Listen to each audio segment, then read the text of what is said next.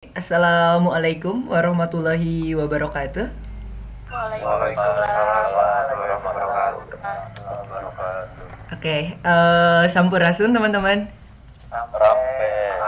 Oke, sebelumnya terima kasih kepada Bapak Rudi Martiawan sebagai Ketua Prodi dan juga kepada Rizky Akbar Yansyah ya selaku Gubernur Himpunan dan juga kepada teman-teman mahasiswa yang udah keren banget nih menyelenggarakan acara yang mana kita akan berliterasi gitu ya tentang apa yang disebut dengan etika. Nah, tadi sudah banyak hal yang disampaikan oleh Bapak Rudi yang sangat menarik gitu ya dalam bagaimana mendefinisikan etika dan itu perlu kita menjadi garis bawahi gitu. Dalam mengawali materi etika ini, kita harus ingat bahwa etika yang merupakan suatu sikap atau tindakan itu adalah dampak. Tapi yang jauh lebih penting tadi menurut Bapak Rudi adalah bahwa apa yang kemudian menjadi landasan, apa kemudian yang menjadi nilai kita dalam bertindak gitu ya. Dan kemudian itu semua akan menjadi pengendalian diri kita gitu dan bagaimana kita sebagai manusia mengurangi sikap egosentris kita. Dan juga tadi yang disampaikan oleh Kang Rizky ya bahwa tentang manusia itu kita bisa ukur value-nya atau nilainya. Sebelumnya mohon maaf, suara saya bisa terdengar? Bisa ya? Oh ya bisa. Nah, Terdengar kan? menurut terima kasih. Menurut Kang Rizky, tadi bahwa seseorang atau manusia itu bisa kita ukur dari value-nya, dari nilai. Dan semua itu bisa kita kembangkan melalui literasi dan tentunya literasi tidak hanya kita artikan sebagai kegiatan membaca buku atau membaca film. Semua itu adalah prosesnya, tapi kemudian kita memprosesnya kembali di dalam kesadaran diri kita sehingga terjadilah tadi apa yang disebutkan oleh Bapak Rudi Martiawan pengendalian diri gitu ya. Jadi bagaimana kemudian kita beretika, bagaimana kita bertindak itu akan menghasilkan suatu keharmonisan yang bukan hanya antar sesama manusia tapi juga kita sebagai bagian dari mikrokosmos di dalam makrokosmos gitu ya. Jadi hubungan kita dengan semesta.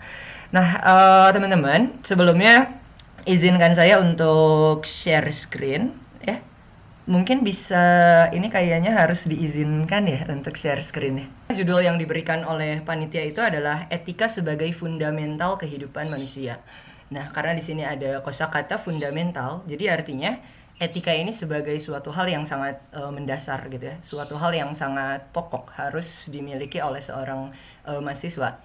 Dan di sini juga saya mengambil subjudul dari judul yang telah diberikan atau tema yang diberikan oleh panitia yaitu adalah etika mahasiswa abad 21 dalam menghadapi disrupsi.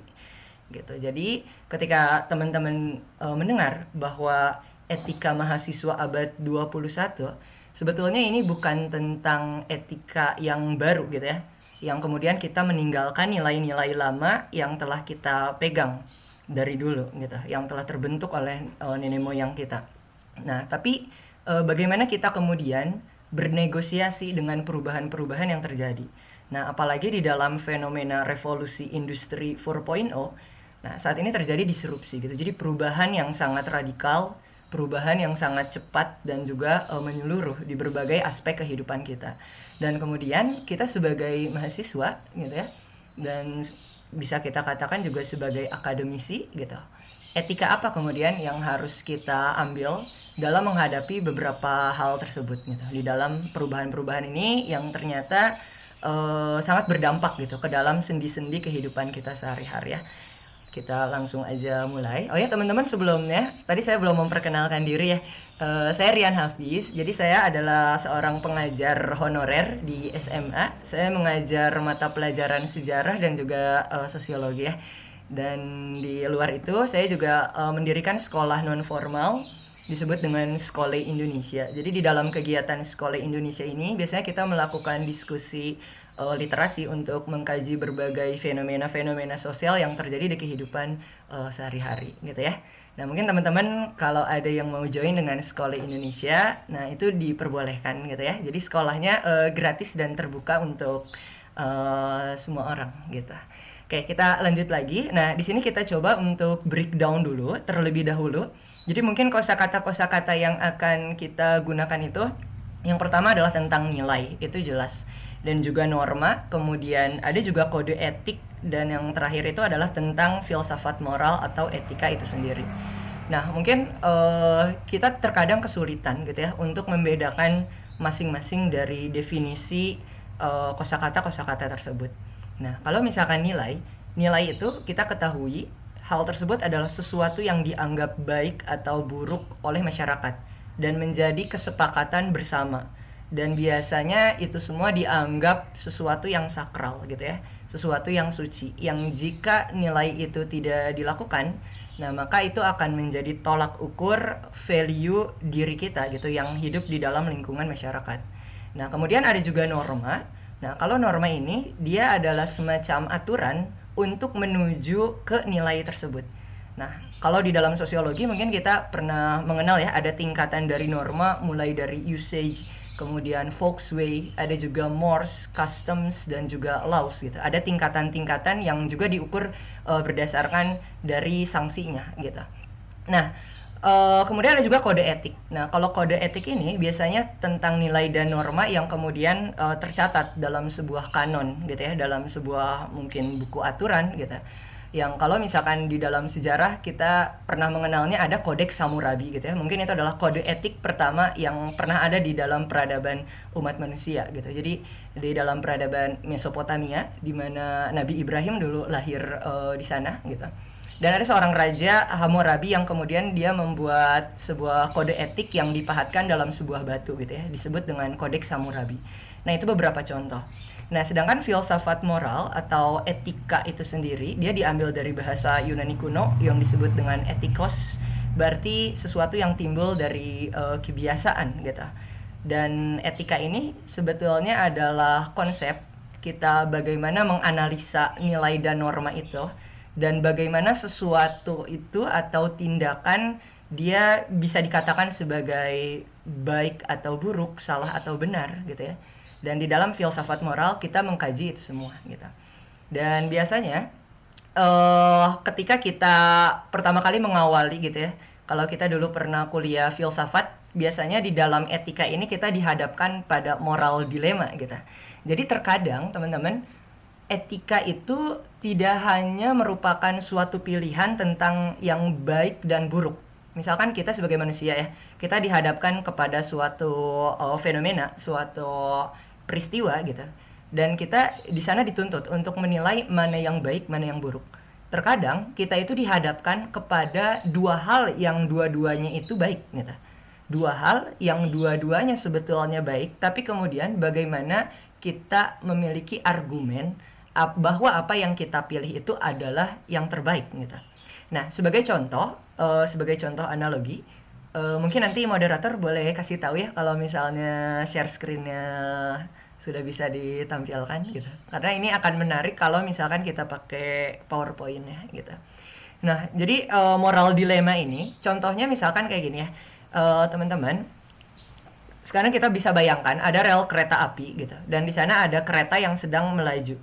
Dan di depan dari rel kereta api tersebut ada 5 orang yang mungkin bisa tertabrak oleh si rel kereta api itu. Jadi teman-teman bisa bayangkan ada 5 orang dan ini ada kereta yang bisa melaju cepat. Nah, terus kalian ada di posisi di mana kalian bisa mengubah arah dari si keretanya. Jadi keretanya ini ada 2 cabang jalur gitu ya. Jalur keretanya ada 2 cabang. Dimana kalau misalkan kalian diam, maka 5 orang akan meninggal tertabrak oleh kereta itu. Tapi kalau misalkan kalian melakukan tindakan aktif dengan men-switch gitu ya, rel dari kereta apinya, maka di sana yang akan terbunuh adalah 1 orang yang akan tertabrak oleh kereta. Nah, persoalan tentang etika dihadapkan pada moral dilema, di mana kita menghadapi situasi gitu ya, yang mana sebetulnya dua-duanya bisa kita pilih, tapi bagaimana kemudian kita mempertanggungjawabkan ini. Jadi misalkan kalau teman-teman tidak melakukan apapun, tidak mengubah arah jalannya, artinya teman-teman tidak melakukan tindakan aktif, tapi 5 orang terbunuh. Tapi kalau teman-teman men-switch jalannya, maka yang terbunuh itu adalah 1 orang. Nah, kemudian landasan etika apa gitu ya, tindakan apa yang akan kita miliki gitu dalam menghadapi peristiwa ini. Apakah kita memiliki prinsip bahwa mati satu lebih baik daripada mati lima gitu. Tapi di satu sisi di sana ada tindakan aktif yang teman-teman lakukan gitu. Artinya teman-teman juga bertanggung jawab gitu dalam kematian si satu orang itu. Meskipun satu orang yang tewas, tapi teman-teman adalah yang bertanggung jawab atas kematiannya. Karena teman-teman merubah arah dari si rel kereta apinya. Tapi kalau misalkan teman-teman diam, nah itu tewas 5 orang, tapi bukan menjadi tanggung jawab teman-teman gitu. Nah di sini moral dilema gitu ya, yang kadang kita dalam hidup dihadapkan pada dua pilihan, yang dua-duanya ini seolah terlihat benar gitu. Tapi bagaimana kemudian landasan etika dan pertanggungjawaban kita dalam melakukan hal tersebut. Nah, misalkan kita memiliki prinsip bahwa mati satu lebih baik daripada mati 5 orang. Sekarang ilustrasi kasusnya kita ganti. Teman-teman misalkan ada di rumah sakit ya, dan teman-teman ini adalah seorang dokter. Dan di sana ada 5 pasien, yang 5 pasiennya ini memiliki penyakit yang berbeda-beda. Jadi yang satunya itu kekurangan ginjal gitu ya, yang satu mungkin gagal jantung, yang satu tidak memiliki mata gitu, dan yang lainnya juga sama. Jadi intinya mereka kekurangan salah satu organ tubuh mereka. Yang jika 5 orang ini dibiarkan, nah mereka ini akan meninggal. Yang padahal 5 orang ini adalah 5 orang yang baik gitu. Jadi 5 orang yang baik sedang kritis, mereka membutuhkan organ tubuh gitu ya. Dan teman-teman sekarang bertanggung jawab sebagai seorang dokter. Nah, kemudian di dalam kasus ini ada satu orang yang kemudian datang ke rumah sakit dan orang ini kalian tahu sebagai penjahat, gitu ya. Jadi dia adalah seorang perampok, dia adalah seorang pembunuh berantai yang mungkin teman-teman ini bisa saja mengambil organ tubuh si penjahat ini untuk disumbangkan kepada si 5 orang baik yang lagi kritis. Nah, ini juga merupakan sebuah moral dilema. Karena kalau di dalam kasus yang berbeda, kita masih menggunakan prinsip bahwa mati satu lebih baik daripada yang 5 gitu. Dalam kasus ini berbeda gitu. Jadi kasusnya berbeda, tapi jika kita masih menggunakan prinsip yang sama, itu mungkin menjadi kontradiksi gitu ya. Nah, inilah sebetulnya persoalan-persoalan etika gitu. Nah, itu sebetulnya pengantar tentang apa yang biasanya kita pelajari di dalam filsafat moral gitu atau etika gitu ya. Jadi inti dari kesimpulannya, etika itu mempelajari tentang tingkah laku manusia, apa yang baik dan buruk, kemudian mempelajari apakah nilai itu, apa yang baik dan buruk itu sesuatu yang melekat atau itu merupakan kesepakatan. Karena apa yang menjadi kesepakatan terkadang itu hal yang baik, tapi kadang juga menjadi hal yang buruk. Contoh misalkan, dulu di dalam sejarah kita pernah melihat fenomena perang dunia gitu ya. Nah, suatu negara membuat sebuah kesepakatan bahwa perang itu adalah cara yang terbaik katanya untuk menyelamatkan negara mereka. Katakanlah dulu Adolf Hitler gitu ya, dia dengan semboyan Deutschland über alles, nilai itu yang dianut di dalam masyarakat Jerman saat itu gitu ya, bahwa Jerman di atas segala-galanya, bangsa Arya di atas segala-galanya. Itu nilai kesepakatan yang mereka anut. Tapi ternyata jika kita tinjau dari sisi hak asasi manusia, itu merupakan hal yang keliru gitu ya. Coba ini udah ada laporan katanya bisa share screen ya. Coba. Boleh kan, boleh dicoba. Kita coba ya. Nah, udah bisa teman-teman. Nah, oke ya. Nah, alhamdulillah udah bisa. Coba di sini kita lihat. Udah kelihatan belum teman-teman? Sudah kan? Udah ya. Nah, ini yang tadi yang ilustrasi yang moral dilema ya. Jadi ini rel kereta api. Kalau lurus mati 5 orang, kalau kalian membelokkan akan mati 1 orang gitu. Nah, ini sebetulnya ilustrasi yang lain juga, tapi tadi saya ambil contohnya yang ilustrasi rumah sakit gitu. Itu sama sebetulnya maknanya dengan yang gambar kedua ini. Nah, kemudian kita lanjut tadi, intinya tadi apakah sesuatu yang baik atau buruk itu dia suatu hal yang memang melekat, jadi sifatnya absolut gitu ya, universal, atau dia hanya merupakan suatu kesepakatan yang dianut oleh suatu negara, oleh suatu kebudayaan gitu ya. Nah, dan juga filsafat moral atau etika ini adalah tentang bagaimana kita menilai atau memvonis terhadap perilaku seseorang. Meski ini harus dikaji secara komprehensif dan menyeluruh gitu dari berbagai perspektif. Jadi tindakan seseorang ini melanggar etika dari agama nggak, dari budaya nggak, Nah, dari hak asasi manusia nggak? Dan itu harus dikaji secara mendalam gitu. Jadi kalau kita kuliah filsafat etika ini sebetulnya yang paling sulit gitu ya, paling sulit dalam menentukan. Karena kalau di awal kita belajar tentang ontologi, berbicara tentang apa itu hakikat gitu. Kemudian kita belajar tentang epistemologi, dari mana kita memperoleh pengetahuan gitu. Apakah yang disebut dengan pengetahuan itu benar atau salah? Tapi kalau etika ini bagaimana kita menilai suatu tindakan gitu. Jadi kayak semacam finishingnya gitu. Nah, betul tadi menurut Bapak Rudi gitu ya, bahwa etika ini diharapkan harus menjadi pengendalian diri gitu. Karena tindakan itu dia hanya dampaknya, tapi nilai apa kemudian gitu yang kemudian kita anut, dan itu menjadi pengendalian diri kita dan bagaimana kita beretika gitu ya. Nah, ini sebetulnya ada 6 landasan moral menurut seorang psikolog namanya Jonathan Haidt gitu ya. Jadi ini 6 landasan dasar moral gitu. Jadi apakah tindakan itu merupakan bisa memberikan kepedulian atau menyakiti gitu? Apakah adil atau curang gitu? Apakah ini loyal atau tidak terhadap kelompok yang ada di antara kita gitu ya? Apakah ini bertentangan dengan otoritas gitu yang memimpin kita gitu di dalam suatu negara misalnya? Nah, apakah itu suatu hal yang suci gitu? Apakah itu tindakan itu memberikan kebebasan atau pengekangan? Nah, jadi sebetulnya setiap manusia itu mereka berbeda gitu ya dalam menentukan bagaimana apa yang lebih dominan gitu. Tergantung dari standar etika apa yang dianut. Contoh misalkan apakah itu standarnya ideologi, agama, atau budaya dan pendidikan. Contoh misalkan tadi menurut Bapak Rudi yang menarik bahwa kita kalau dalam konteks kita sebagai masyarakat Indonesia gitu ya, yang tentunya beragama dan juga berbudaya gitu. Tentu mungkin yang paling dominannya itu adalah ini apakah itu yang suci atau tidak gitu. Kemudian bagaimana kita loyal terhadap sesama umat gitu ya. Dan juga tentang keadilan ini. Yang lainnya juga penting gitu. Tapi ini yang paling mencolok gitu. Nah, mungkin kalau paham seseorang atau negara itu liberal gitu ya, contohnya kayak di Amerika, mungkin yang lebih dominannya itu yang ini. Yang apakah si tindakan itu membebaskan atau mengekang gitu landasannya. Karena mereka kurang mementingkan kesetiaan atau loyalitas mereka terhadap kelompok. Karena masyarakat liberal itu biasanya mereka cenderung individualis gitu, sendiri-sendiri. Nah, terus ini ada salah satu filsuf gitu ya yang kontroversial gitu karena dia pernah mengatakan Tuhan telah mati gitu ya, atau yang di dalam bahasa Jermannya itu adalah God is tot gitu.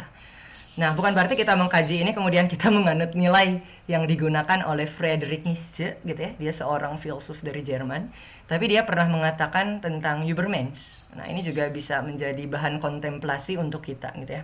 Jadi Übermensch itu sebetulnya kalau kita terjemahkan ke dalam bahasa Indonesia atau ke dalam bahasa Inggris itu adalah Superman, atau bahasa Indonesianya adalah adi manusia gitu ya. Adi manusia atau manusia super. Nah, jadi ini tuh adalah manusia ideal yang dicita-citakan oleh Friedrich Nietzsche. Mereka yang bisa memberikan nilai pada dirinya sendiri tanpa berpaling dari dunia dan menengok ke seberang dunia. Sehingga Nietzsche tidak lagi percaya akan bentuk nilai yang adikodrati dari manusia dan dunia. Dan pemberian makna hanya dapat dicapai melalui Übermensch, kata dia. Jadi singkatnya gini, manusia itu harus menjadi subjek atas dirinya sendiri menurut Nietzsche. Jadi kadang gini, kita memegang standar nilai dan norma gitu. Itu biasanya tergantung dari primordialisme gitu ya. Kalau di dalam bahasa sosiologi itu ada yang disebut dengan primordialisme. Jadi primordialisme itu kesetiaan kita terhadap kelompok atau orang-orang di mana kita terlahir. Jadi misalkan kita terlahir sebagai orang Sunda, maka kesetiaan kita itu terhadap attitude dari orang-orang Sunda. Dan mungkin terkadang kita tidak mengkritisi gitu, mengukur gitu ya. Meskipun bukan berarti saya bermaksud kebudayaan Sunda atau etika atau nilai yang ada di sana itu buruk gitu. Tapi maksud inti dari Friedrich Nietzsche ini adalah kita harus mempelajari kembali gitu. Dari agama yang kita anut gitu ya. Agamanya mungkin 100% betul, tapi terkadang penafsiran mungkin orang-orang terdahulu kita gitu tentang agama itu ada aja yang keliru gitu. Nah, di situ kita harus mempelajari kembali gitu. Jadi ibaratnya kita bisa melepas dulu gitu dari sikap-sikap primordialisme itu. Nah, untuk bisa menemukan siapa diri kita gitu, subjek di dalam diri kita sendiri. Gitu ya. Nah, terus ini ada juga kata Spinoza gitu ya. Jadi dia itu cenderung aku nggak mau dulu mentertawakan gitu tindakan manusia gitu. Dan aku juga nggak mau membenci mereka, tapi aku ingin memahami mereka gitu. Jadi intinya kadang kita itu terlalu cepat gitu ya untuk menjudge tindakan dari orang lain gitu, tanpa memahami dulu apa landasan mereka melakukan suatu tindakan gitu. Nah, ini yang akan kita bahas ya, teman-teman. Jadi tadi baru pengantar, mohon maaf kalau misalkan panjang lebar. Nah, tapi itu menjadi dasar sebetulnya tentang etika. Dan di sini kita nggak cuman bahas tentang dasar dari etika, tapi kemudian apa yang akan kita hadapi di abad 21 gitu ya. Karena abad 21 ini menjadi tantangan tersendiri, mengingat perubahan-perubahannya itu sangat radikal gitu, khususnya di bidang teknologi yang mungkin makin lama itu mengikis gitu ya dari eksistensi manusia itu sendiri.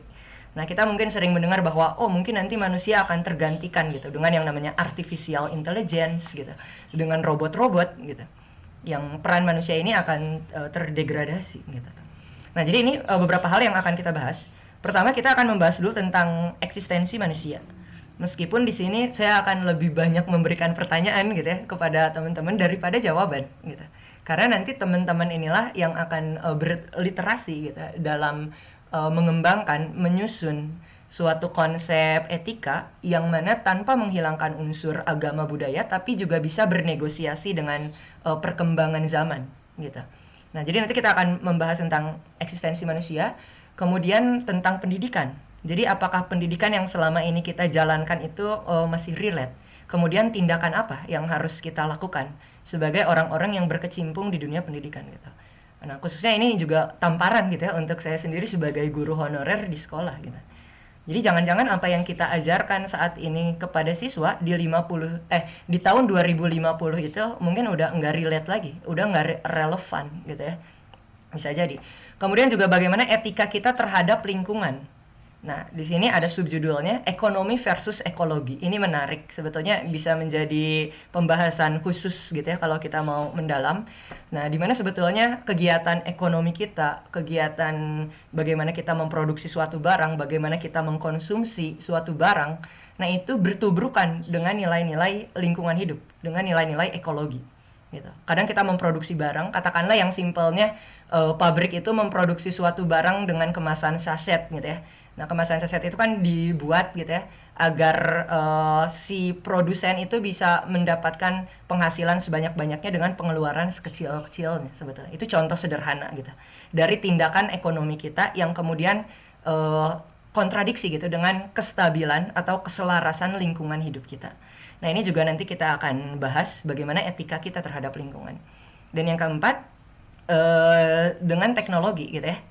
Dengan teknologi, bagaimana kita menyikapi si perkembangan teknologi yang sekarang udah ada AI, mungkin teman-teman dengar ada big data gitu ya. Mungkin ini kosakata yang sekarang kita sering dengar di internet. Artificial intelligence, big data, mungkin ada juga yang namanya CRISPR ya. Kalau kalian pernah dengar, CRISPR itu adalah teknologi yang mana kita bisa mengedit gen kita sendiri. Jadi nanti tuh pertanyaan etikanya, apakah ini menentang kodrat, gitu, mengedit gen kita, atau ini adalah bagian dari keniscayaan si CRISPR itu? Karena itu udah ada loh teman-teman, suatu teknologi yang bisa mengedit gen kita. Kita mau seperti apa, gitu. Nah, terus ada juga yang namanya machine learning, gitu ya. Nah, mungkin machine learning ini di mana teknologi udah bisa membaca kepribadian kita, bukan cuman fisik gitu, tapi juga perilaku kita gitu. Nah, ini bagaimana kemudian kita menyikapi etika kita terhadap perkembangan teknologi. Nah, yang pertama kita bahas dari yang dasarnya, yaitu tentang eksistensi manusia itu sendiri gitu ya. Jadi kalau teman-teman sekarang mau mencoba untuk berkontemplasi gitu secara mendalam, kita pertanyakan lagi siapa aku gitu. Mungkin teman-teman pernah melihat cermin dan mempertanyakan diri sendiri. Mungkin kalau sekarang kita sering dengar ya, ada fenomena kalian di usia 20-21 itu mengalami fenomena psikologis yang disebut dengan quarter life crisis gitu. Jadi quarter life crisis itu di mana teman-teman mulai mempertanyakan manusia itu sebenarnya apa, hidup itu apa gitu ya. Tujuan saya terlahir di dunia itu apa. Quarter life crisis. Biasanya manusia itu mengalami fase itu. Nah, jadi kalau kita bahas pertanyaan tentang siapa aku gitu. Kemudian antara esensi dan eksistensi gitu. Jadi tentang kepribadian kita, apakah udah ada sebelumnya atau itu sebetulnya dibentuk gitu seiring waktu. Jadi apakah itu merupakan suatu esensi gitu ya? Diri kita itu apakah esensi yang artinya sifat-sifat kita itu udah ada gitu. Terbentuk dari dulu bahkan mungkin sebelum kita dilahirkan. Atau sebetulnya kita memiliki kehendak untuk menciptakan siapa diri kita, eksistensi diri kita. Kemudian bagaimana identitas terbentuk gitu. Dan bagaimana kita kemudian setelah mengenal diri kita, makanya Nabi Muhammad kan dulu pernah mengatakan gitu ya, Nabi Muhammad SAW, jika kalian ingin mengenal Tuhan, mengenal Allah, maka kenalah diri kalian sendiri. Bahkan Socrates pun seorang filsuf dari Yunani pernah mengatakan gnoti seuton, kenalilah dirimu sendiri gitu. Maka kamu akan bahagia. Jadi ini yang paling dasar gitu, fundamental. Nah, di sini kita akan bahas fase krisis eksistensial ya, atau quarter life crisis. Di sini mungkin teman-teman mempertanyakan, apakah aku ini adalah namaku misalkan? Misalkan kita ditanya, siapa kamu? Saya Rian Hafiz gitu. Tapi Rian Hafiz itu kan atribut, dia nama gitu, yang diberikan oleh orang tua, yang sebetulnya tidak mewakili siapa yang betul-betul hakikat dari diri kita sebagai manusia. Apakah kita adalah ragaku?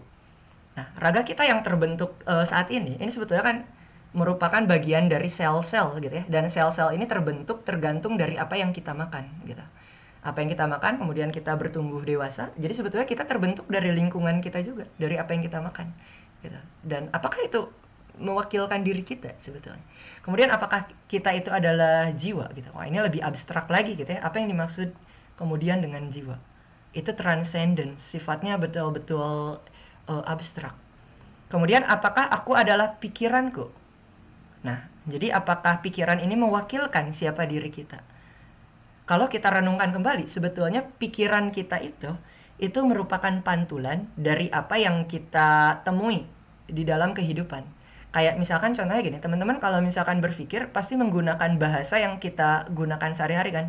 Misalkan kita berpikir, itu pasti pakai bahasa Indonesia misalnya, karena kita orang Indonesia.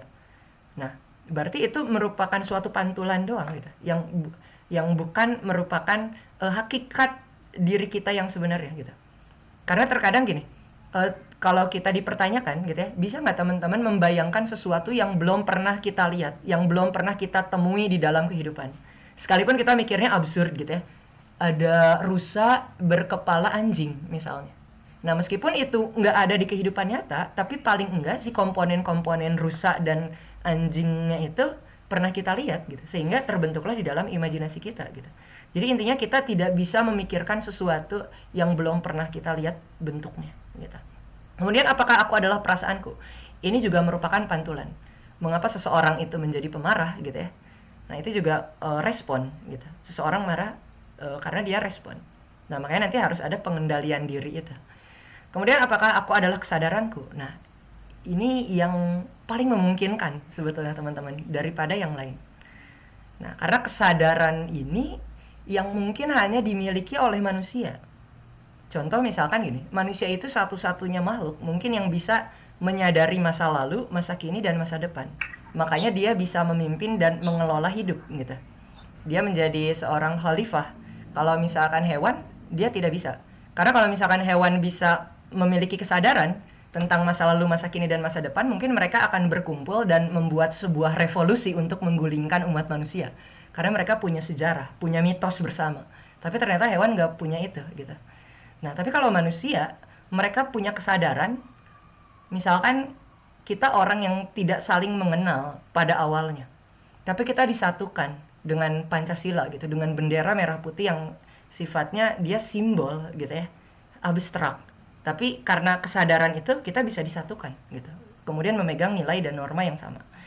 Nah, terus si orang ini mungkin mempertanyakan gitu ya, kita mungkin mempertanyakan, apakah semua ini adalah atribut gitu. Jadi apa yang paling otentik di dalam diriku? Nah, itu bisa teman-teman renungi sebetulnya.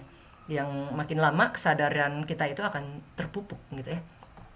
Nah, terus menurut filsuf ini selingan aja, intinya dia seorang tokoh filsafat eksistensialis dan dia mengatakan bahwa eksistensi itu mendahului esensi. Jadi siapa kita itu adalah dari apa yang kita lakukan gitu. Baru terbentuklah esensi. Jika kita tiap hari berbohong, maka esensi kita adalah pembohong. Jika kita pemarah setiap hari, eksistensi kita melakukan tindakan-tindakan marah-marah gitu ya, maka kita esensinya adalah seorang pemarah gitu. Melakukan tindakan pembunuhan juga esensinya adalah pembunuh gitu. Dan menurut Sartre orang lain adalah neraka karena mereka saling mengobjekkan gitu. Maksudnya gini, karena kadang kita itu nilai di dalam diri kita itu ditentukan oleh orang lain. Jadi orang lain itu memberikan label kepada kita, menjudge gitu ya. Kamu pembohong, yang kadang juga itu belum tentu benar gitu. Nah, jadi kita harus menemukan subjek di dalam diri kita sendiri. Selaras gitu ya tadi dengan Friedrich Nietzsche. Nah, kemudian ini ada pandangan-pandangan hidup orang barat ya sebetulnya. Nah, kenapa yang saya tampilkan itu adalah pandangan-pandangan makna hidup orang barat karena ini nanti agar bisa didialektikakan dengan kita yang orang timur gitu. Kalau kita yang sebagai orang timur mungkin makna hidupnya kita udah tahu gitu ya. Misalkan kita beragama ya berarti pandangan dan tujuan hidupnya mengacu ke sana. Tapi bagaimana dengan orang-orang barat misalkan yang notabene adalah ateis gitu. Tapi mereka kok masih bisa tetap hidup gitu. Nah, ini nilai-nilai yang mereka anut gitu. Ada yang disebut dengan nihilisme. Nah, mereka mengatakan bahwa keberadaan manusia di dunia ini tidak memiliki suatu tujuan. Jadi ibaratnya kehidupan manusia ini hanya terlempar gitu ya. Spontanitas, teori Big Bang gitu jeger, ada kehidupan, kebetulan gitu dan nggak ada tujuan, nggak ada makna yang sejati gitu.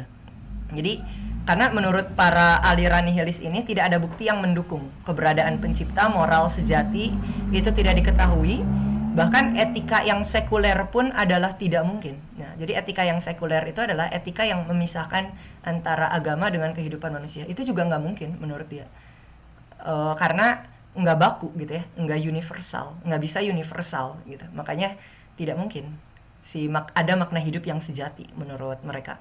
Nah, karena itu kehidupan tidak memiliki arti dan tidak ada tindakan yang lebih baik daripada yang lain gitu. Jadi mereka bebas banget gitu ya. Nah, nihilisme biasanya menjabarkan kritik terhadap agama moralitas dan filsafat Eropa termasuk gitu. Mereka mengkritik dirinya sendiri. Nah, ini nanti kemudian kita bisa bandingkan gitu ya dengan nilai yang dianut di dalam masyarakat kita sebagai orang timur. Nah, kemudian ada juga yang disebut dengan absurdisme. Jadi kalau absurdisme ini mirip seperti nihilisme gitu ya. Didasarkan kepercayaan bahwa usaha manusia mencari arti.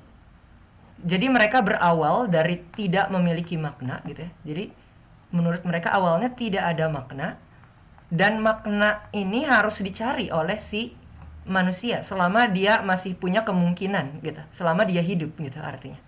Jadi ada destinasi mungkin ya. Ada destinasi makna hidup yang bakal terus mereka cari selama mereka hidup gitu. Nah, ini menurut pandangan absurdisme. Nah, contoh ilustrasinya gini ya, ini ada mitos Sisyphus disebutnya, mitos dari Yunani sebetulnya, yang kemudian diterjemahkan oleh Albert Camus. Jadi ini tuh ada seseorang gitu ya, karena dia bertentangan gitu dengan dewanya, kemudian akhirnya dia dikutuk gitu, dikutuk untuk mendorong sebuah batu ke atas puncak gunung. Tapi ketika dia ada di puncak gunung ini si batunya menggelinding lagi jatuh. Nah, kalau nihilisme mungkin dia menyerah gitu karena buat apa? Nggak ada makna gitu dalam mendorong batu ini. Tapi menurut si orang-orang yang menganut absurdisme, yang menganut nilai absurdisme, ya udah berarti hidup itu meskipun hanya dengan struggle gitu ya, the struggle itself is enough katanya, udah cukup untuk mengisi hati manusia katanya. Jadi meskipun nggak ada makna hidup juga kita bakal terus melakukan sesuatu, bakal terus bertindak. Nah, ini pandangan absurdisme menurut orang barat gitu ya, yang kemudian dijadikan landasan mereka untuk beretika gitu. Kan kalau mereka nggak punya landasan etika nilai moral baik buruk gitu, karena mereka ateis dan mereka nggak punya pegangan agama gitu.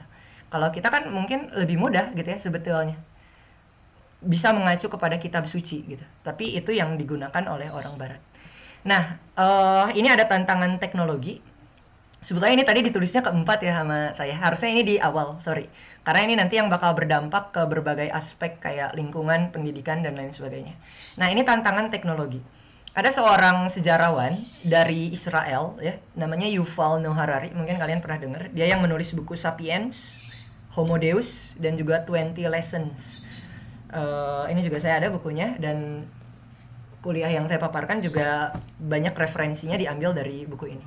Jadi Yuval Harari ini mengatakan kepada para mahasiswa ya, jadi ini tuh speech dia untuk mahasiswa yang lulus di tahun 2020 waktu itu. Dia bilang katanya, congratulations, you are no hackable animal. Jadi kalian sekarang adalah binatang yang bisa diretas. Dan apa yang harus kalian lakukan, etika apa yang harus kalian lakukan di abad 21 ini katanya. Nah, kemanusiaan ini mendapatkan tantangan gitu yang belum pernah terjadi sebelumnya.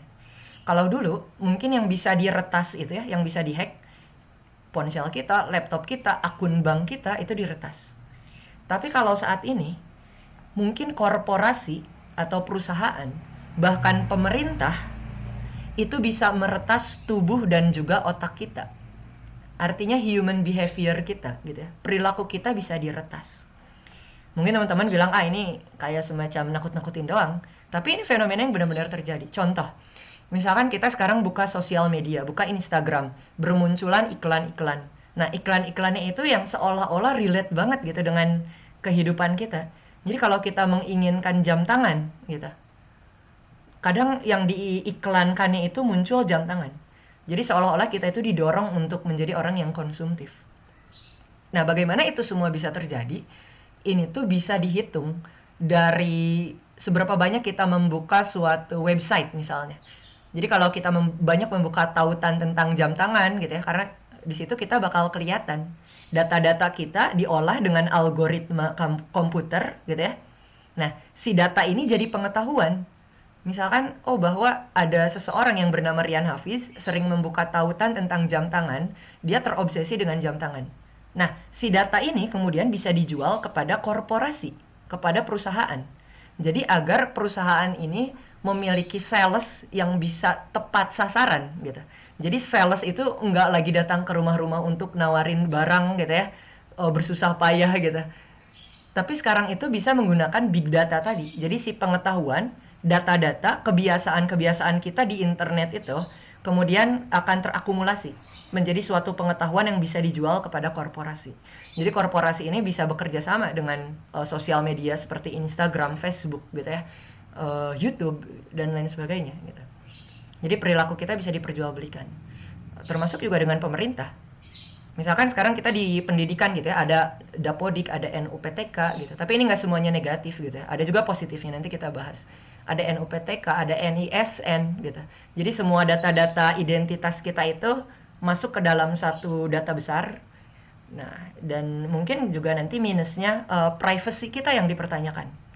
Jadi artinya tindakan-tindakan perilaku kita ini bukan lagi menjadi suatu privacy gitu, tapi bisa diakses oleh pihak tertentu, apakah itu korporasi, perusahaan, atau pemerintah. Ini untuk kepentingan ekonomi gitu ya, mungkin ini untuk kepentingan kekuasaan gitu. Tapi di sini saya tidak berbicara tentang pemerintahan mana gitu ya, yang baik atau buruk gitu intinya. Intinya itu yang dijabarkan oleh Yuval Harari. Nah, karena kini ilmu biologi bergabung dengan computer science. Jadi ilmu biologi dan computer science itu bukan lagi ilmu yang berdiri sendiri, tapi mereka udah ke merge gitu ya, udah bersatu. Jadi kayak kerjasama gitu. Contohnya nanti kita bisa lihat ada yang namanya teknologi CRISPR gitu. Biologi kita itu bisa diedit gitu gen kita dengan teknologi, dengan komputer gitu. Nah, terus ada juga pengawasan biometrik ya, akan membantu korporasi pemerintah bukan hanya mengetahui apa yang kita lakukan, namun yang kita rasakan. Jadi senang, sedih, marah kita itu bisa teridentifikasi gitu. Kayak kan sekarang udah bisa ya, ada yang bisa mendeteksi wajah kita gitu, kalau kita senyum, kalau kita marah gitu. Itu bisa terdeteksi. Jadi perilaku kita itu intinya bisa diakses gitu oleh pihak tertentu, dan privacy kemudian dipertanyakan. Jadi nanti dipertanyakan lagi kan, eksistensi manusia itu apa sebetulnya. Ketika semua yang ada di dalam diri kita ini bisa diakses gitu oleh orang lain. Jadi bagaimana menjaga privasi, bahkan demokrasi. Contoh misalkan kalian mahasiswa administrasi publik, mungkin nanti dalam pengambilan kebijakan itu bukan lagi oleh diskusi atau musyawarah manusia, teman-teman.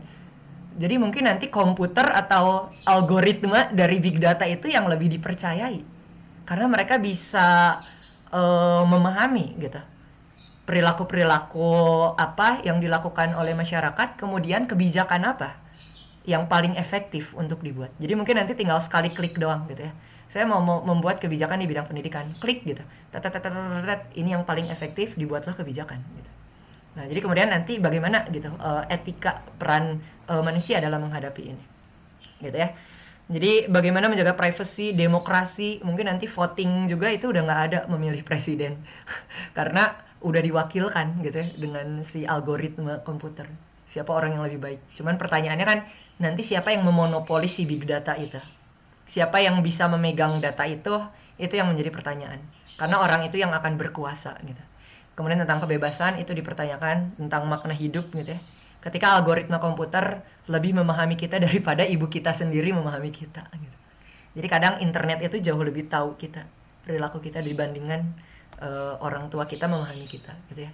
Jadi itu yang dijabarkan oleh Yuval Harari, dia seorang sejarawan dari Israel katanya.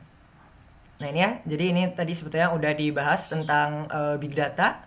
Jadi nih ketika kita mengakses internet di gadget kita, ini semuanya akan teridentifikasi gitu. Akan bisa terkalkulasi apa yang kita lakukan, kopi apa yang kita suka gitu ya. Selera musik apa yang kita suka. Mungkin yang paling privacy itu nanti sampai ke orientasi seksual kita gitu. Akan bisa terbaca gitu. Kalau orang yang mohon maaf gitu ya, yang LGBT misalkan, yang gay, dia akan terbaca karena mungkin dia cowok tapi ngebukain foto cowok terus gitu, foto cowoknya yang seksi-seksi gitu ya misalnya, itu akan teridentifikasi juga gitu dengan si big data ini. Dan akhirnya si big data ini akan dikuasai gitu ya, kalau kita lihat fenomena sekarang itu oleh orang-orang di Silicon Valley gitu, di California, oleh Google gitu, oleh Uber, Microsoft, Facebook, Tesla, Amazon, Apple gitu ya. Mereka yang bisa menguasai itu semua gitu. Jadi kalau kita katakan ya mereka gitu yang bisa menguasai kehidupan kita saat ini gitu, tidak bisa dipungkiri. Nah ini ya, ini sebenarnya definisi aja, bisa kalian baca tentang big data. Ini kalian udah paham lah di mana perilaku-perilaku kita di internet itu akan terakumulasi dalam satu data. Nah kemudian pertanyaan terkait dengan masalah big data itu jadi kayak seberapa penting data untuk kehidupan manusia, jelas tadi bisa digunakan untuk kepentingan ekonomi di dalam efektivitas pengambilan kebijakan gitu ya. Terus siapa yang mengakses data, siapa yang bisa mengakses data gitu, yang dapat. Ini juga jadi pertanyaan. Apakah semua orang nanti bisa mengakses data ini atau hanya pihak tertentu? Artinya kalau hanya pihak tertentu doang, ini malah akan terjadi kesenjangan sosial dong. Artinya yang kaya makin kaya, mereka yang punya data, yang miskin makin miskin, mereka yang nggak bisa mengakses data. Terus gimana kemudian nanti negara membatasi monopoli data ini gitu ya. Bagaimana negara bertindak kepada Amazon, Google gitu.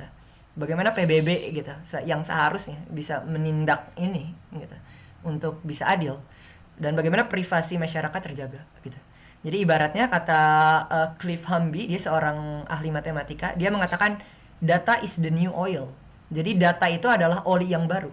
Jadi kalau dulu orang-orang berperang, berlomba-lomba untuk memperebutkan minyak gitu ya di negara-negara jajahan, sekarang mereka lebih membutuhkan data gitu.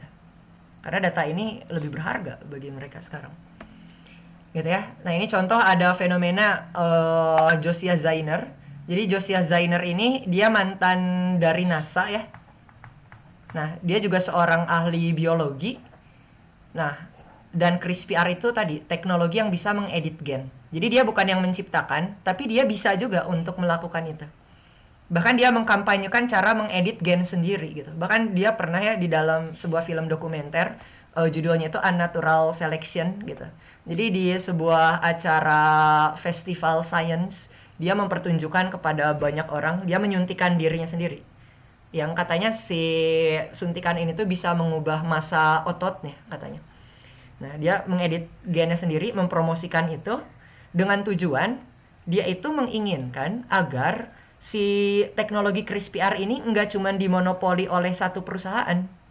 Kalau dimonopoli oleh satu perusahaan, nah artinya si perusahaan itu doang yang bisa kaya gitu ya. Karena orang-orang semua tuh akan ke sana untuk mengedit gennya.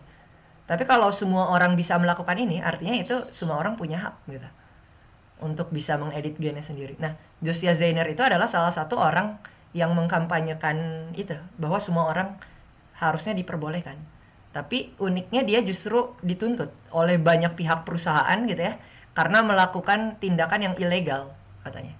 Nah ini juga jadi pertanyaan etika gitu. Apakah si CRISPR sebagai manifestasi dari kemajuan teknologi ini harus kita terima atau kita tolak gitu. Jadi kalau nanti ada kebijakan dari pemerintah gitu ya tentang CRISPR ini, apakah kita akan terima atau tolak? Jangan jauh-jauh lah, kayak misalkan vaksin dari COVID aja gitu. Apakah bagaimana etika kita? Kita nerima atau enggak gitu? Landasannya apa gitu. Nah, itu juga jadi pertanyaan ya. Nah, terus ini ada kata Charles Darwin. Mungkin teori evolusinya kita kurang suka gitu ya. Yang apa? Manusia dari kera itu. Tapi ada hal yang menarik gitu yang dia katakan. Katanya the strongest of the species, spesies yang paling kuat untuk bertahan hidup, bukan mereka yang paling pintar katanya, dan bukan juga yang paling kuat gitu ya, bukan yang the strongest, bukan yang paling intelijen, tapi adalah mereka yang paling bisa beradaptasi dengan perubahan, kata Charles Darwin. Yang paling kuat itu bukan dia yang strong secara fisik, bukan yang tinggi secara intelektual, bukan hanya itu, tapi mereka yang bisa beradaptasi dengan perubahan. Beradaptasi artinya bukan melulu kita mengikuti menerima semua si perkembangan zaman itu gitu, tapi kita punya landasan etika untuk memilah gitu ya, mana yang masih sesuai misalkan dengan agama kita, dengan kebudayaan, tapi mana juga yang harus kita terima gitu sebagai keniscayaan dari perkembangan teknologi gitu. Nah, terus tentang pendidikan. Nah, tadi selesai tentang teknologi, sekarang kita masuk ke pendidikan gitu ya. Kita mempertanyakan apa esensi pendidikan. Pendidikan itu linear atau multidisipliner. Nah, nanti ini akan kita bahas ya. Kalau linear itu artinya dia lurus, kalau multidisipliner itu kita belajar berbagai cabang ilmu pengetahuan. Kemudian, apakah yang kita pelajari hari ini masih memiliki relasi dengan keadaan dunia pada tahun 2050 misalnya. Jadi, sekolah sekarang tuh mempersiapkan apa sih gitu. Jangan-jangan di 2050 kehidupan kita tuh udah benar-benar berbeda. Jadi ketika ada seseorang bercita-cita menjadi arsitek, mungkin di 2050 arsitek itu udah digantikan dengan artificial intelligence. Begitupun dengan dokter.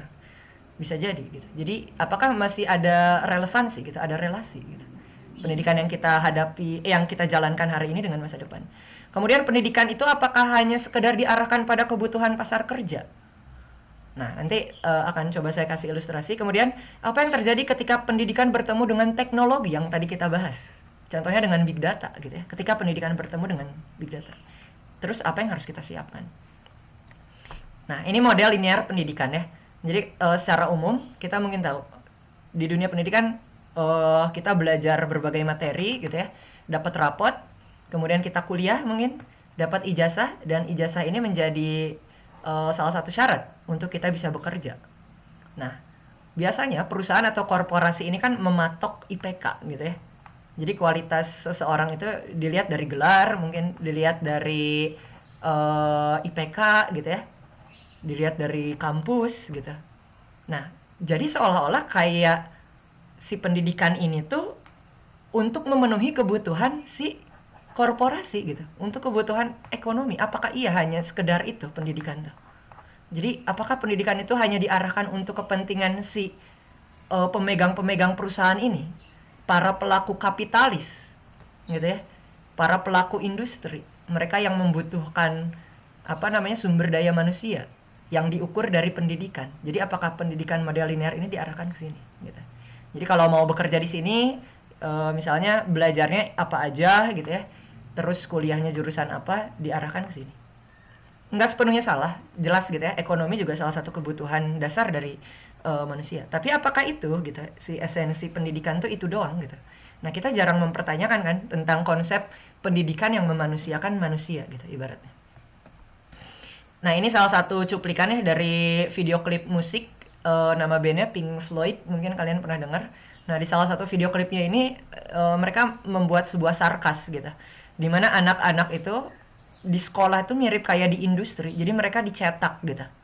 Jadi mereka itu akhirnya manusia yang tadinya pendidikan itu seharusnya memanusiakan manusia, kemudian mereka dicetak. Ibaratnya mereka kayak komoditas gitu, kayak komoditi barang yang disiapkan gitu untuk kebutuhan industri-industri besar gitu. Nah, ini sebuah kritik atau sarkas gitu ya. Tentu kebutuhan ekonomi, kebutuhan bekerja itu jelas penting. Tapi ada hal yang kadang kita lupakan. Nah, kalau multidisipliner, nah ini saya nggak dapat ilustrasi yang bagus gitu ya. Maksudnya yang mewakilkan itu. Tapi mungkin akan saya coba gambarkan. Nah ini kalau yang multidisipliner, misalkan ini ada individu. Dia belajarnya nggak linear gitu ya. Biasanya kan kalau yang linear tuh, dia searah. Belajar ilmu-ilmu sosial. Kalau sejarah misalkan kaitannya sama antropologi, sama arkeolog gitu ya, itu linear misalnya. Tapi kalau multidisipliner, misalkan dia belajar filsafat, gitu, dia belajar biologi, dia belajar IT gitu, teknologi kayak tadi, dia belajar sejarah, dia belajar sosiologi misalnya. Nah, ini multidisipliner, dia belajar berbagai cabang ilmu pengetahuan gitu ya. Yang kalau misalkan kalau perusahaan mungkin gak akan suka gitu ya, perusahaan ini orang pasti akan menjadi orang yang kurang gitu. Karena dia pasti kebingungan belajar berbagai materi ini dan itu tidak memenuhi kebutuhan perusahaan. Mungkin kalau perusahaan itu lebih suka yang linear gitu, yang memang disiapkan untuk perusahaan ini. Nah, tapi kalau yang multidisipliner, ini sebetulnya fenomena yang terjadi di pendidikan kita sekarang. Pro kontra gitu ya. Mungkin kalau Deddy Corbuzier kan dia pernah bilang gitu ya, kalau anak cita-cita jadi seniman, kenapa dari kecil nggak belajar seni aja gitu. Ada benernya. Tapi kalau pendapat saya dialektika dari keadaan pendidikan kita saat ini dengan pendapat yang tadi kata Deddy Corbuzier. Kalau saya setuju dengan anak-anak sekarang itu di sekolah belajarnya macam-macam. Belajar fisika, biologi, sejarah, sosiologi, IT. Awalnya saya nggak setuju konsep kayak gitu. Saya juga mengkritik itu semua. Tapi sekarang justru saya setuju bahwa anak-anak tuh harus belajar banyak mata pelajaran gitu ya, banyak belajar cabang ilmu pengetahuan yang tujuannya itu justru yang utamanya agar dia satu mengenal dirinya sendiri. Jadi belajar biologi dia untuk mengenal dirinya sendiri, mengenal Tuhan gitu, mengenal arti kehidupan. Biologi, belajar dari biologi, dari mana kita berasal gitu ya, apa itu organisme. Belajar filsafat, belajar tentang pandangan hidup manusia, belajar tentang kemajuan teknologi, bagaimana kita harus beradaptasi, bagaimana belajar tentang sejarah kehidupan manusia gitu. Jadi ini tuh akan menjadi sesuatu yang holistik dan akhirnya si manusia ini mampu menempatkan dirinya di tengah-tengah kehidupan. Jadi menjadi landasan etika dia. Jadi itu esensi pendidikan menurut saya. Memanusiakan manusia. Jadi dia belajar banyak hal untuk kemudian mengkalkulasi itu semua dan menjadi landasan moral dia gitu. Belajar biologi, filsafat, termasuk agama juga gitu ya. Cuman yang menjadi masalah itu menurut saya bukan tentang linear atau multidisipliner sebetulnya. Multidisipliner menjadi masalah ketika yang diukur itu adalah nilai secara kuantitas atau yang disebut dengan skor sebetulnya. Nilai itu kan kalau didefinisikan ke dalam bahasa Inggris ada value, ada score. Kalau value itu sesuatu hal yang bernilai, yang berkualitas. Tapi kalau score itu dia kuantitas, kayak angka gitu ya.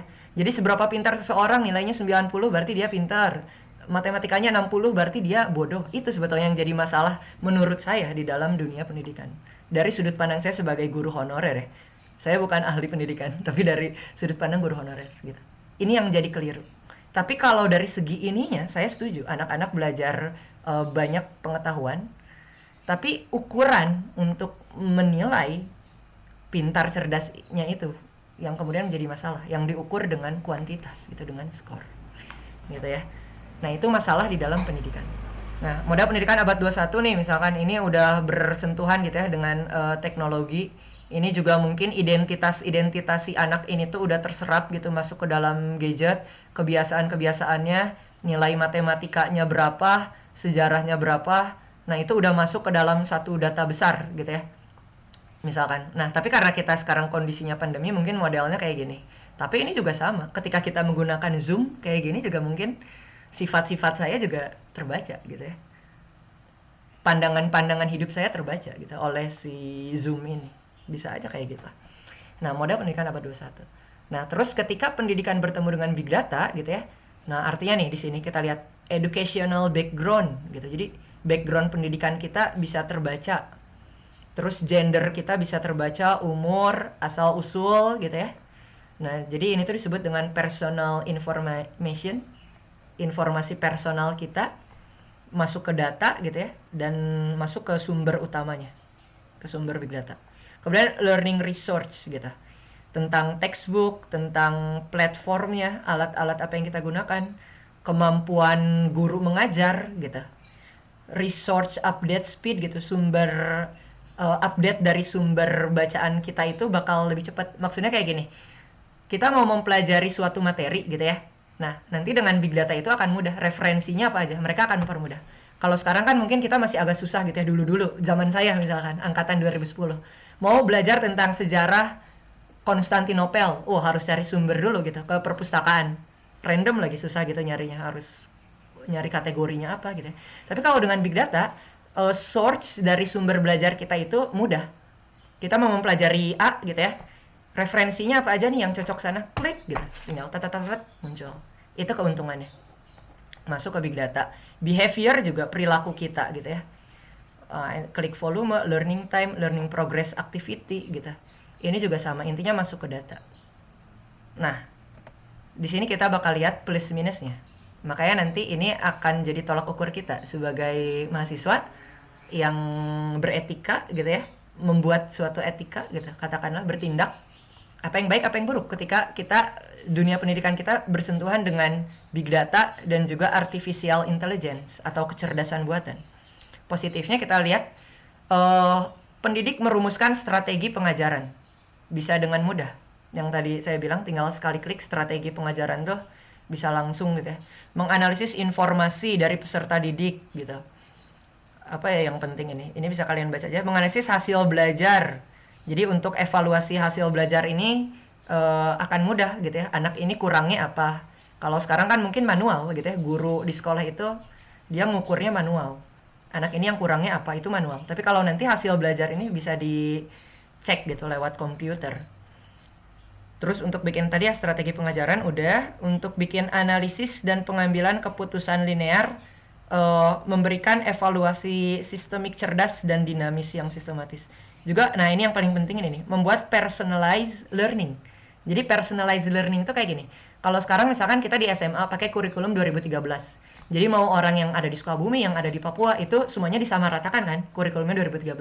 Tapi kalau dengan personalized learning, nah nanti masing-masing individual itu akan punya kurikulumnya sendiri gitu. Yang dibantu dengan big data tadi, diolah kan, data-datanya diolah. Kemudian anak ini kalau cita-citanya A, maka yang harus ia pelajari adalah apa aja gitu.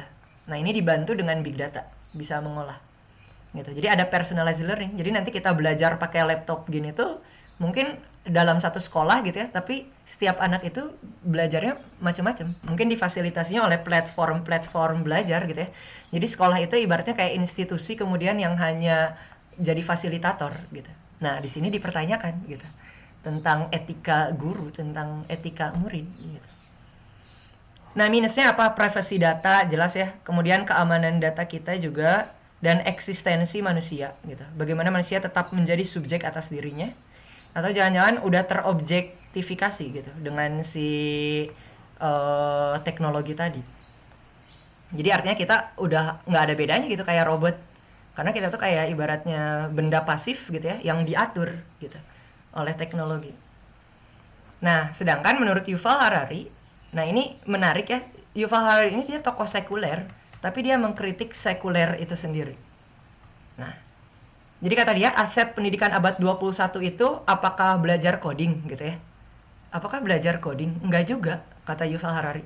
Tapi justru adalah ini, mengelola pikiran, emosi, dan juga mengelola kesadaran. Unik banget kan? Dia seorang saintis, tapi dia justru berbicara tentang hal-hal yang berkaitan dengan kejiwaan gitu. Tapi ini adalah aset yang paling penting untuk anak-anak kita saat ini. Karena kalau kita belajar kayak matematika, sejarah, sosiologi, mungkin di 2050 udah nggak terlalu kepake gitu. Tapi kalau pikiran, mengelola pikiran, emosi, dan kesadaran, itu sampai kapanpun bakal ada. Karena 3 komponen inilah yang nggak akan tergantikan oleh teknologi. Nah, mungkin artificial intelligence bisa lebih cerdas gitu ya daripada manusia. Tapi manusia ini adalah satu-satunya makhluk hidup gitu yang kemudian memiliki emosi gitu. Nah, kata Yuval Harari, kita dapat terinspirasi dari para ahli zoologi, antropolog, dan juga astronot yang udah capek-capek menghabiskan waktu bertahun-tahun di pulau-pulau jauh yang jauh gitu ya, dan di luar angkasa untuk memahami spesies asing. Jadi ini tuh sarkas kata Yuval Harari, kok manusia itu capek-capek sih nyari spesies asing gitu ya di pulau-pulau terpencil, di planet-planet yang jauh, tapi mereka kayaknya nggak pernah mencoba mengeluarkan energi yang sama untuk mengkaji diri sendiri. Siapa kita gitu? Bagaimana mengkaji pikiran, emosi, dan kesadaran kita, katanya. Nah, ini ya. Kita harus memahami pikiran kita sendiri sebelum algoritma komputer menciptakan pikiran untuk kita. Teman-teman, waktunya berapa lama lagi ya? Teman-teman? Moderatornya? Kedengaran nggak suara saya? Gimana, Kang? Waktunya berapa lama lagi ya? Masih ada? Waktunya berapa Kang. lama lagi? Sebentar, Kang. Nah, saya sambil lanjut ya. Tadi kita udah bahas 2 komponen, sebetulnya masih ada dikit lagi. Waktunya 10 menit lagi ya, Kang? Oh, 10 menit lagi. Oke, berarti saya coba untuk kebut lagi aja ya. Jadi intinya tadi fenomena-fenomena yang terjadi itu kemajuan teknologi, kemudian bagaimana pendidikan kita yang akan berubah, segera berubah gitu ya dengan teknologi itu, dan bagaimana nanti etika kita. Sebenarnya masih banyak, ada juga etika tentang lingkungan gitu ya. Nah, ini juga sebetulnya penting, bisa menjadi sesi khusus kalau mau dibahas secara mendetail. Nah, ini mempertanyakan tentang di mana posisi manusia. Apakah antroposentrisme? Kalau antroposentrisme ini artinya dia mengedepankan manusia yang menjadi pusat gitu ya. Kalau biosentrisme kebalikannya, alam yang menjadi pusat, manusia itu ada di bawahnya. Kalau ekosentrisme itu dia setara gitu ya.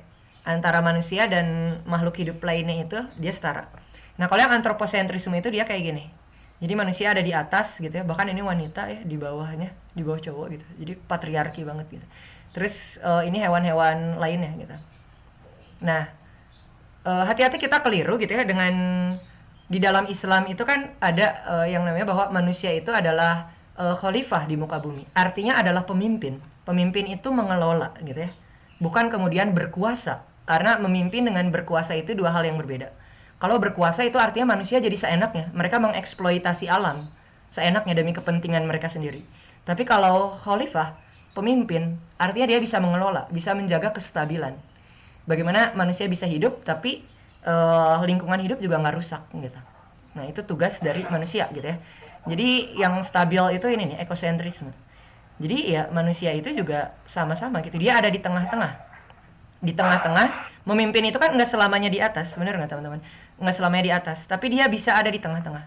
Contoh kayak Nabi Muhammad SAW, dia adalah pemimpin, tapi dia nggak duduk di kursi singgasana kan, nggak pakai mahkota. Dia hidup sama-sama setara dengan masyarakatnya, tapi dia bisa memimpin. Jadi arti memimpin itu dia nggak selamanya ada di atas kayak gini, gitu ya. Tapi dia bisa ada di tengah-tengah untuk mengelola keselarasan lingkungan ini. Gitu, etika lingkungan. Nah, ini tentang ekonomi versus ekologi tadi ya. Jadi umat manusia ini kayaknya udah banyak banget terdoktrin dengan pemahaman Adam Smith dari bukunya yang judulnya Wealth of Nation. Jadi doktrin dari Wealth of Nation ini adalah tentang pertumbuhan ekonomi. Nah, pertumbuhan ekonomi itu kan gini ya, dia peningkatan dalam kemampuan dari suatu perekonomian dalam memproduksi barang dan jasa. Dengan kata lain, pertumbuhan ekonomi lebih menunjuk pada perubahan yang bersifat kuantitatif. Ukurannya dari PDB gitu. Contoh sederhananya gini, ini ada negara nih ya. Nah, untuk menjadi negara maju, dia harus memiliki pertumbuhan ekonomi yang tinggi kan. Untuk diakui oleh dunia gitu. Pertumbuhan ekonomi harus tinggi si negara ini. Makanya dia harus mendapatkan pendapatan domestik bruto. Caranya gimana? Dia memproduksi barang-barang gitu ya. Bahkan memproduksi bahan-bahan mentah. Artinya gini, ini ada hutan misalkan. Demi mendapatkan bahan mentah ini, mereka membakar hutan biar bisa bikin kebun kelapa sawit. Kelapa sawitnya buat minyak gitu ya. Minyaknya buat dijual. Buat dijual ke negara lain, ke asing gitu ya, misalnya dijual. Perusahaan-perusahaannya nggak usah kita sebutin, dijual minyaknya. Demi mendapatkan PDB gitu ya, untuk meningkatkan pertumbuhan ekonomi. Jadi seiring pertumbuhan ekonomi ini, hati-hati ada yang namanya krisis ekologi gitu. Karena untuk meningkatkan pertumbuhan ekonomi ini terkadang harus menghajar si lingkungan hidup kita, gitu. Itu fenomena yang nggak bisa kita pungkiri, gitu ya. Nah, sedangkan kalau krisis ekologi itu keadaan di mana seharusnya bumi itu stabil, gitu. Ekosistem itu stabil. Kita lihat ini. Ada kera, ada monyet ya, sorry, ini bukan kera, ini monyet, masuk ke pemukiman warga, dianggap sebagai pemberontak. Mereka mengganggu warga. Padahal pertanyaannya, siapa yang lebih dulu ada di muka bumi ini? Apakah monyet atau manusia gitu? Tapi kenapa kemudian manusia mengusir monyet-monyet ini? Bahkan hutan-hutannya dibakarin gitu. Nah, itu juga jadi pertanyaan etika gitu. Kita sebagai manusia, bagaimana kita bertindak kepada makhluk hidup lainnya gitu ya. Nah, ini kita bisa lihat hutan dibakar demi bikin lahan kelapa sawit gitu ya. Juga ini ada yang dikeruk untuk batu bara demi listrik. Sedangkan korporasi yang mengambil keuntungan. Dan mungkin orang-orang yang di kota yang menikmatinya gitu. Misalkan tambang batu bara ini yang ada di Kalimantan gitu ya, dihajar semua demi untuk listrik, menyalakan listrik yang ada di kota, yang ada di ibu kota, di Jakarta. Jadi mereka menikmati ini semua, ini menikmati, tapi ini rusak. Pertumbuhan ekonomi ini jalan, maju, tapi ini turun, gitu. Jadi ini juga jadi pemikiran, landasan kita juga untuk beretika terhadap lingkungan, gitu ya. Nah, ini kehidupan kita dulu berburu, ngumpulin makanan, atau disebut dengan food gathering. Akhirnya kita food producing ya, bercocok tanam.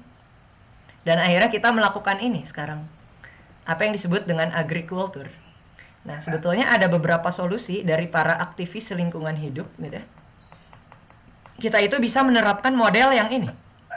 Namanya disebut dengan permaculture. Nah, jadi permaculture itu berbeda dengan agriculture. Kalau agriculture, dia biasanya memonopoli satu jenis tanaman. Jadi ada satu lahan, dibakar kayak tadi, dihajar, ditanemin satu jenis tanaman untuk dimonopoli gitu ya. Biasanya orang saling berlomba-lomba untuk ngumpulin jenis tanaman ini gitu ya. Misalkan ini komoditas ekspor tanamannya dimonopoli oleh satu pihak, barangnya dibikin langka gitu. Nah, ini format agriculture biasanya. Nggak sepenuhnya jelek juga gitu ya, mungkin ada baiknya juga gitu. Tapi oleh aktivis etika lingkungan hidup itu yang lebih diharapkan itu adalah ini, permaculture. Jadi kalau permaculture, manusia itu dia bikin bukan simulasi, disebutnya apa ya? Jadi dia bikin model ekosistem yang alami gitu. Jadi ini berbagai macam tumbuhan gitu ya, bahkan mungkin di sini melihara kelinci juga gitu. Yang ini semua tuh bisa diputerin, jadi stabil. Jadi nggak ada satu tanaman yang dibantai untuk tanaman lain, tapi tanaman-tanaman ini bisa hidup berdampingan gitu. Dan yang menjaganya itu adalah manusia. Dan menurut saya konsep yang permaculture ini lebih selaras dengan konsep yang ada di Islam gitu ya. Kayak tadi manusia sebagai khalifah gitu. Oke. Udah sih selesai. Nah, ini ya. Jadi nanti yang harus sebenarnya ada kesimpulan gitu. Yang mungkin nanti di sesi tanya jawab aja ya. Mungkin teman-teman bisa mempertanyakan ini. Kalau tadi kan saya banyak mempertanyakan suatu hal dari teknologi pendidikan terus etika lingkungan hidup. Nah, terus teman-teman mungkin bertanya, Mas, mungkin ini konsep atau teori yang dijabarkan doang. Kalau pandangan subjektif Masnya sendiri gimana gitu? Mungkin kalian nanti bisa bertanya. Ini mungkin nanti di sesi tanya jawab aja ya. Nah, jadi ada pandangan subjektif saya sendiri terkait eksistensi manusia itu apa, bagaimana menyikapi teknologi, pendidikan, dan juga lingkungan hidup. Sebetulnya ini tadi udah ada beberapa yang saya sebutkan juga gitu ya. Dan kemudian ini tuh menjadi landasan etika kita yang menjadi pengendalian diri. Tadi yang diucapkan oleh Bapak Rudi gitu ya. Nah, landasan etika ini jadi landasan pengendalian diri gitu. Pengendalian diri yang outputnya itu baru adalah tindakan gitu. Jadi bagaimana kita bertindak harus ada landasannya dulu. Apa yang kita anut, apa yang udah kita kritisi dari fenomena-fenomena yang tadi terjadi di kemajuan teknologi, pendidikan, lingkungan gitu ya. Kita olah, kita kritisi. Nah, itu tugas mahasiswa sebetulnya menurut saya. Tugas mahasiswa saat ini tuh itu. Dia bisa mengkaji itu semua. Diformulakan menjadi landasan etika. Jadi pengendalian diri kita untuk kemudian bertindak.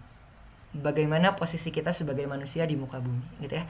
Nah, ini kesimpulan dari saya. Jadi etika itu akan terus bertransformasi seiring waktu dan perkembangan zaman. Jadi selama hidup mengalami perubahan, manusia akan menghadapi, jadi harus dealing gitu ya, menghadapi masalah dilematis untuk diolah yang kemudian menjadi landasan manusia untuk bertindak.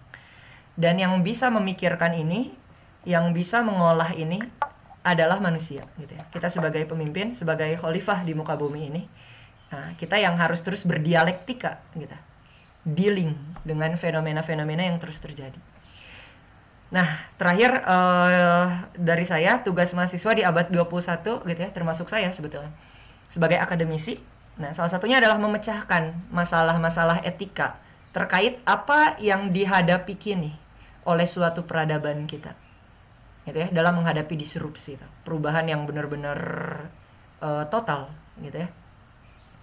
Dan mempertanyakan bagaimana ideologi, nasionalisme, agama, kebudayaan, dan teknologi bisa bersinkretisme. Jadi bersinkretisme itu artinya mereka hidup bersama-sama gitu ya, bersatu gitu.